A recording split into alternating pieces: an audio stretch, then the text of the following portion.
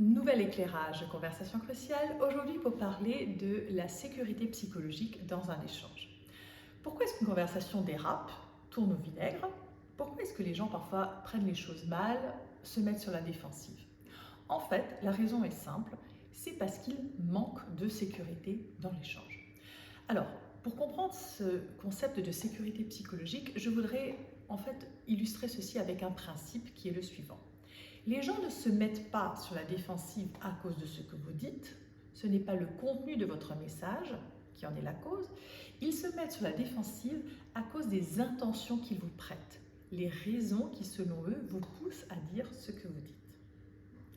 Alors, si on essaie de rester avec ce principe à l'esprit, ça sous-entend quoi? Ça sous-entend qu'il va falloir rassurer nos interlocuteurs dans une conversation pour, quelque part, éviter qu'ils se méprennent sur nos intentions et qu'ils comprennent nos réelles intentions. Ceci peut être fait à l'aide d'un outil qui s'appelle le contraste pour clarifier nos intentions. Tout d'abord en disant ce que l'on ne souhaite pas, mon intention n'était pas, puis ensuite en disant ce qui est notre intention, ce que l'on veut vraiment.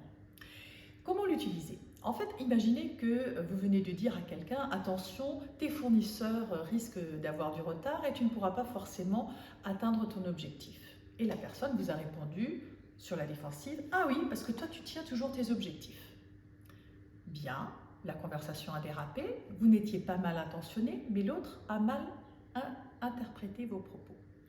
C'est le moment d'un petit contraste. Surtout ne pas répondre du tac à tac « Non, ce n'est pas ce que je veux dire », ça, ce n'est pas du tout sécurisant.